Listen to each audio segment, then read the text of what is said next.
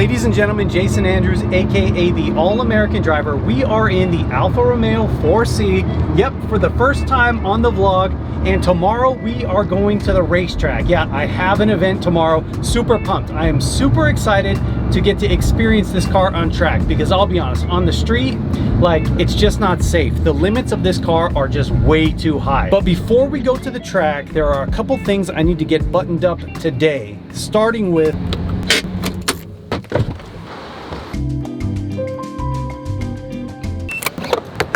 surprisingly, the Alfa 4C is rated at like 35 miles to the gallon, which is just insane. I've owned this car for about a month, and this is the first time I've had to put gas in it. So I assume I'll be able to drive down to the track, race all my sessions, and drive back and probably take up like a quarter tank or something, which is phenomenal. I guess that's what happens when you have a 2,400 pound car.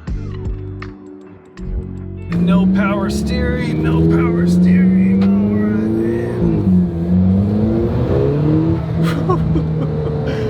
I will say it's kind of nice to have a dual clutch transmission and vlog at the same time, where I can like kind of mob on the thing and I don't have to worry about shifting or anything. Now that's not that big of a deal, but I was always kind of envious of the guys with dual clutches who could literally just like hammer down, you know, and like they don't have to worry about shifting. I'm still talking to camera, we're having a good time. And we're being a little bit safer, you know, obviously because I don't have to reach down with the camera hand and shift or anything like that. So anyways, we're almost home and we have just a couple things we got to button up before the track day tomorrow.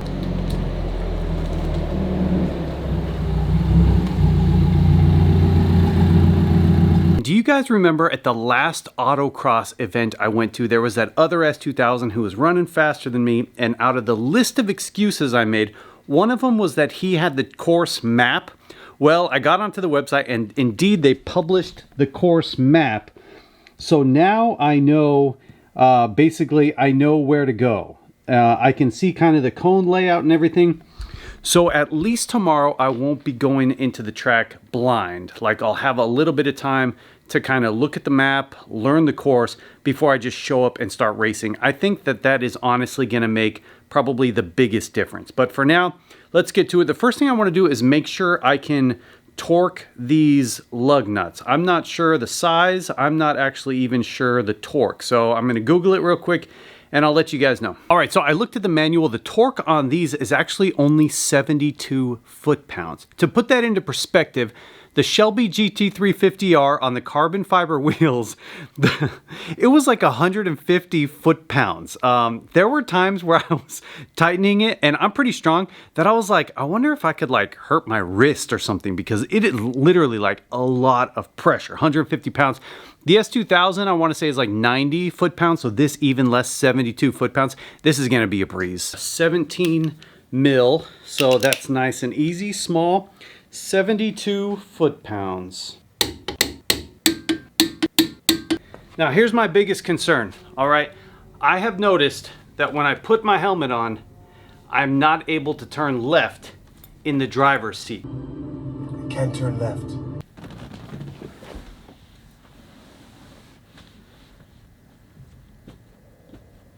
See, I'm hitting my head here, right here. I have headroom on the top, but I mean, I can kind of do it, but I really kind of have to slouch down a little bit. Turning my head right is no problem. So I have an idea. All right, so these seats are actually adjustable. They have 3 holes here.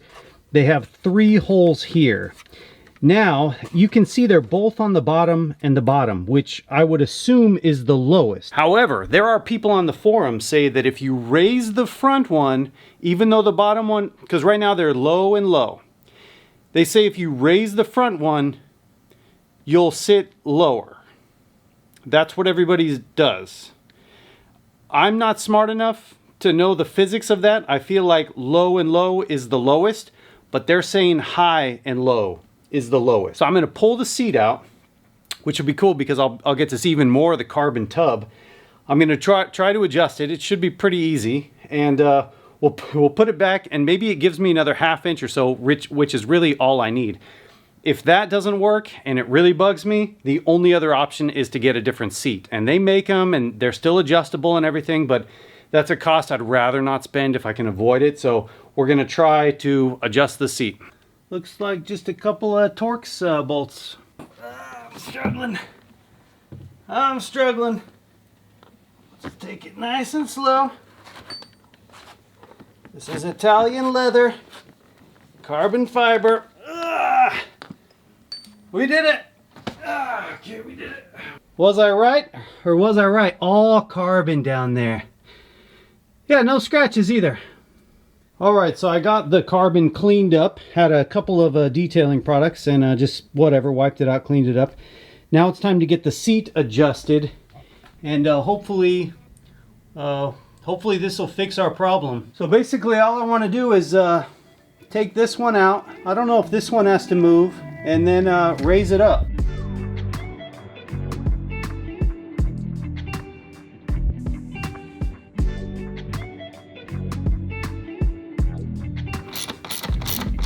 So now we have it the lowest, the medium, and the highest. Apparently that's going to give me the lowest possible seating position. We're racing autocross tomorrow, and if you look at the class rules, the Alfa 4C goes into Super Street, SS.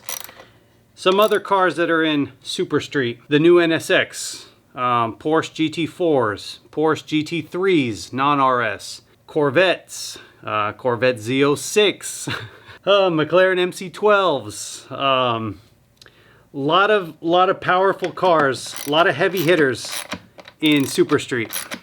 I honestly have no idea how it's gonna do. Okay, so let's get this thing back in the car and see if I got any more clearance. Okay, let's try not to screw anything up.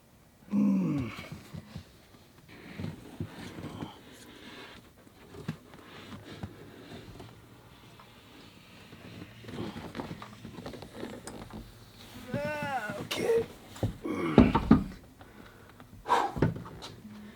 Alright guys, something feels weird here. I need to figure this out. I mean, I didn't change the brackets or anything, but for some reason it feels like the seat's on backwards, or the whole slider assembly has been adjusted, but I didn't touch it, so I'm not sure. Like the ones in the front, I can't even see the holes, so.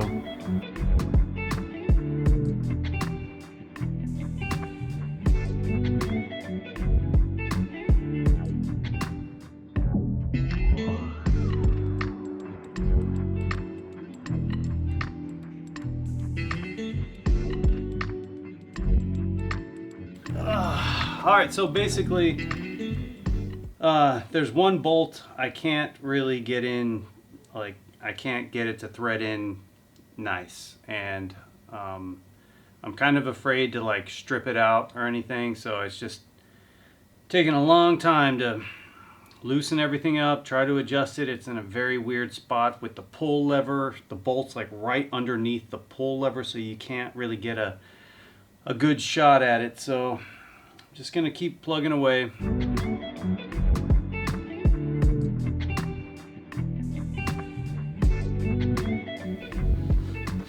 So this bolt hole right here is the one that's giving me trouble.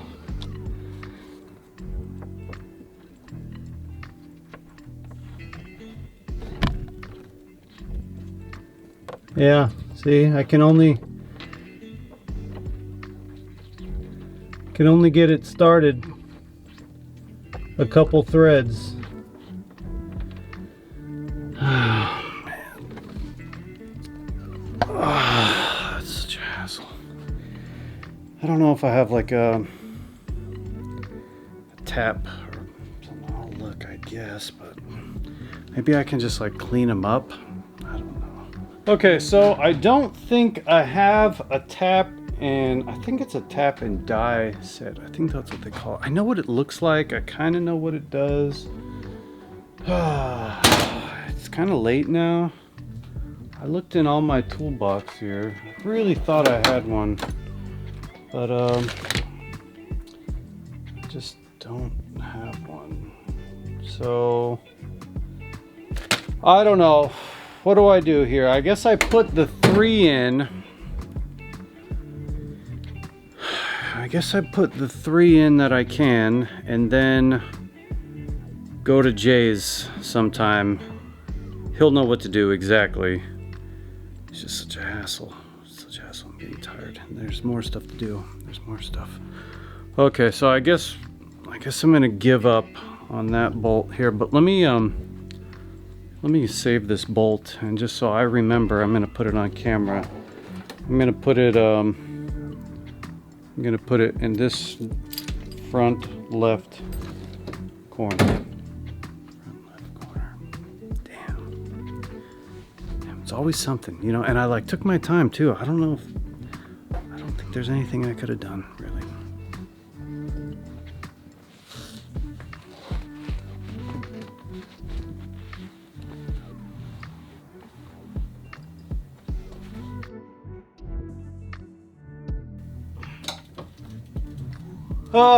Okay, well, whatever. We got 3 bolts in.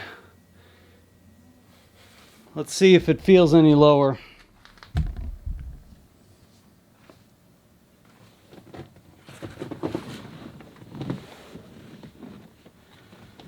Well, it definitely kind of feels a little F1-ish with the raised bottom. I mean, are people...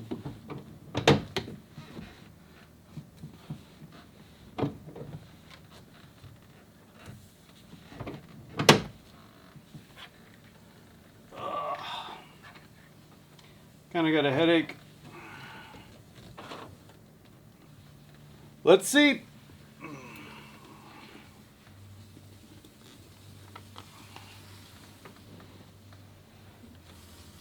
It's better. Surprisingly, it's better. My visor hits when it's up, but like I'm not hitting now. I'm not hitting. So obviously, I think this also had to do with changing the actual seating position here. Ugh, I got a headache from just working on that stuff. Wow. But it's a different driving position, but it actually feels better than before. So I think I'm happy with this. I mean, I'm missing a bolt now, but I'll figure that out. So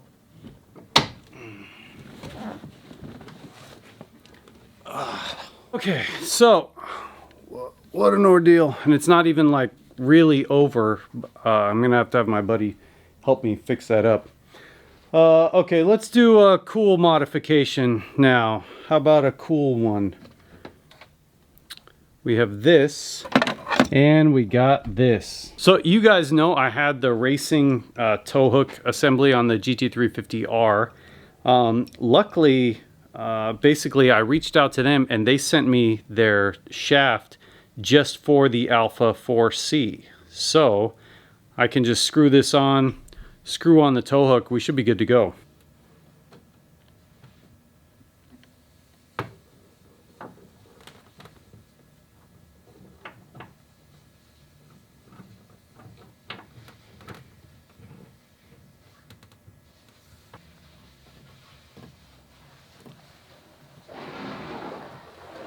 There we go. It actually looks pretty clean.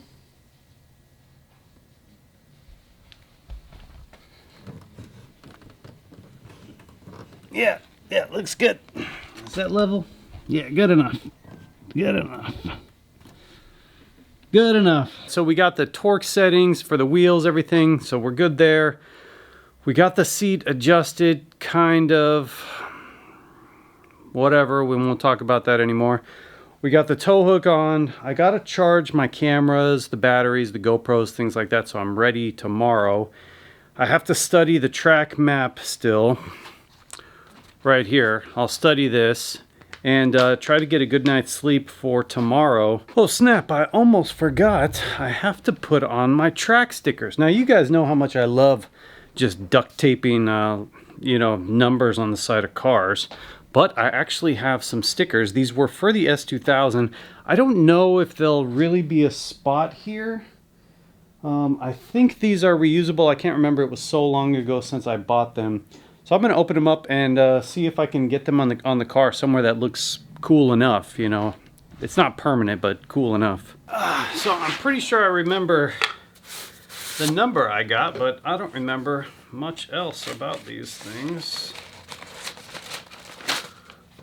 Like I said, these were for the S2000. Hopefully they don't say Honda on them, or I don't think I'll use them.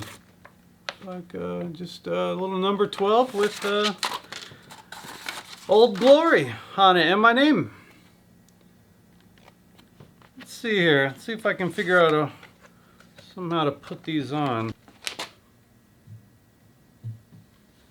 I don't think they need to be perfect.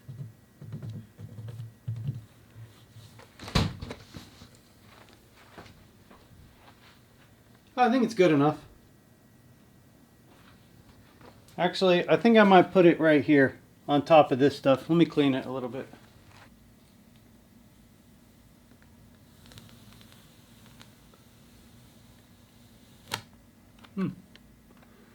So far, so good.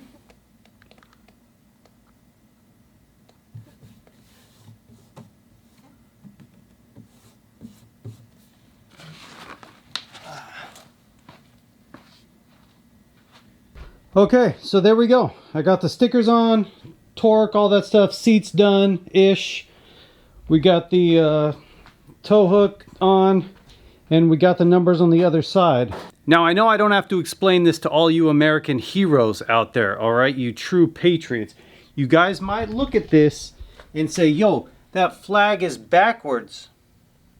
Actually, when this is displayed on a vehicle, this blue section with the stars, that's typically called the Union portion, and that should be displayed like at the highest point, the most point of honor. And since the car is typically going to be driving this way, this is going to be like basically the highest point pointing forward. So there you guys go. You've learned something from the all-American driver about how to properly display a flag on a moving vehicle.